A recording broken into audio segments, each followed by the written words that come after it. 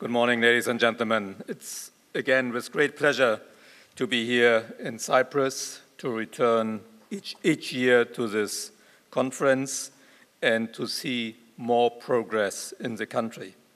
When I came first to this conference, Cyprus was part of an ESM program.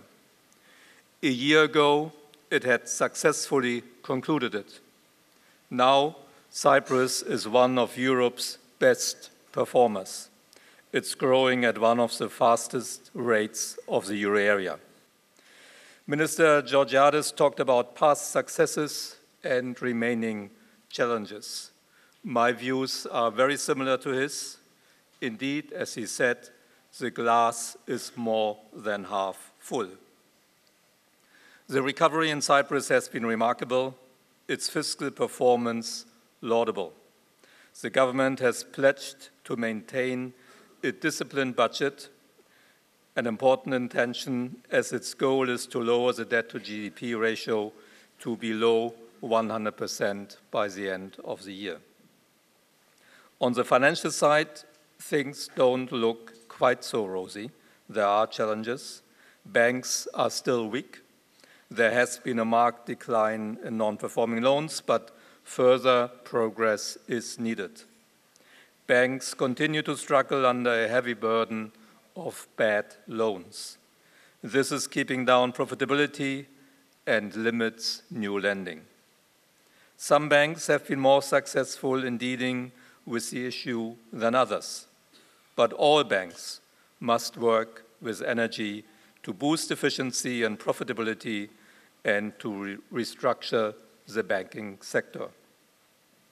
While the overall picture for Cyprus is favorable, reforms must continue to sustain the success. It was encouraging to hear the President talk about that. The elections should not cause Cyprus to stray from this path.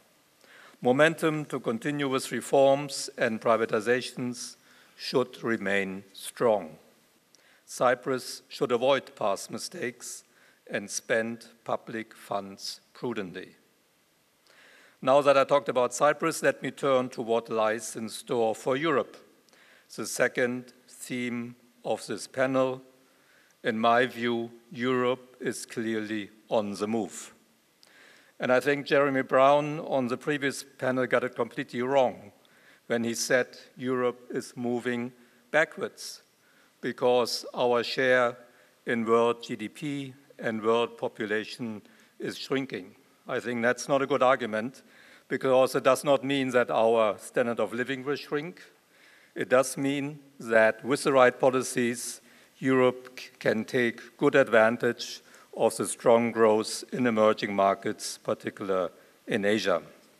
Europe's competitiveness overall is good today, unlike what he said. It is true the EU went through a deep crisis in the past decade, a crisis that could have meant the end of the euro. But Europe has left that period firmly behind it. We came up with a comprehensive policy response. The euro area is now much stronger than before, economically and institutionally. There is a new political will in the EU, particularly in the euro area, to cooperate, to integrate, and to reform. I believe that Brexit, President Trump, and the withdrawal of the United States from multilateralism have refocused the views of many European citizens and politicians. Public support for the euro is at the highest level since the year 2004. Politicians are discussing ideas to make monetary union more robust and more resilient. Luckily, a major overhaul is not needed. Compared to what has already been done since the crisis, only a few additional steps, but important steps, are needed. The overarching objective of these remaining reforms is to deepen financial and economic integration in the euro area. This requires first to complete the banking union, by putting in place a backstop for the Single Resolution Fund and a European deposit insurance schemes. This will only be possible after legacy problems in some banks have been sorted out. And another important step of de-risking that would make further integration steps possible is to apply concentration risk limits to banks for their sovereign bond holdings, as also John Bruton mentioned earlier, because this would not only de-risk the system, but would also encourage cross-border lending and therefore financial integration. All this may take some time, but a common deposit insurance is an important objective. Capital Markets Union would also strengthen financial integration in the euro area and thus increase risk sharing. It requires a broad harmonization of corporate, bankruptcy, and tax laws and is therefore technically very complex. But it would boost cross-border investment, open up new financing channels for companies, and thus reduce Europe's heavy reliance on bank funding. Next to banking union, there's a second issue on fiscal. Let me say first that the EU, the euro area, does not need, in my view, a full fiscal union with larger transfers between countries. The EU budget already allows for significant transfers to poorer countries to promote real convergence. These transfers amount up to 4% of their respective economies. That's a lot of money. We also do not need a large additional budget to fight deep crisis hitting the euro area.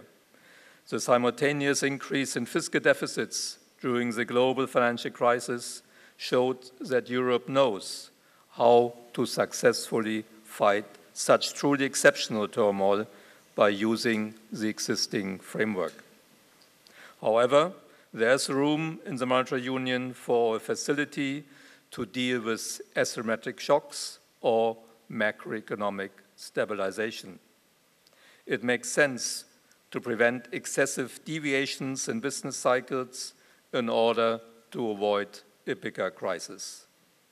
In a monetary union, the common monetary policy can no longer address problems in individual countries. Only fiscal tools can do that. Such a facility for macroeconomic stabilization is possible without permanent transfers or debt mutualization. It can be set up in the form of a US-style rainy day fund or a complementary unemployment insurance. Short-term ESM lending is another option. Such a fiscal capacity could be combined with a more transparent system for burden sharing with private creditors in case of a sovereign debt restructuring.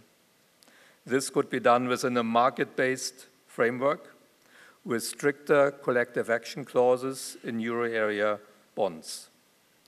Automatic maturity extensions are not desirable because they can have pro-cyclical effects. The ESM could take on the role of organizing London Club-type restructurings in a case where a country's debt is unsustainable. And that takes me to my final point, the proposals about developing a European monetary fund. So far, the IMF has always contributed to the ESM rescue programs in Europe. But a consensus is growing that it will not play that same role again in the future. The ESM could take over some of that role together with the European Commission. So as you see, there are many ideas to make the euro area more robust. Euro area finance ministers will continue their discussions in the next few months to prepare the Euro summits of December and June next year, when decisions should be taken. I'm optimistic that the euro area in 2018 will again take steps towards deeper integration. Thank you very much for your attention.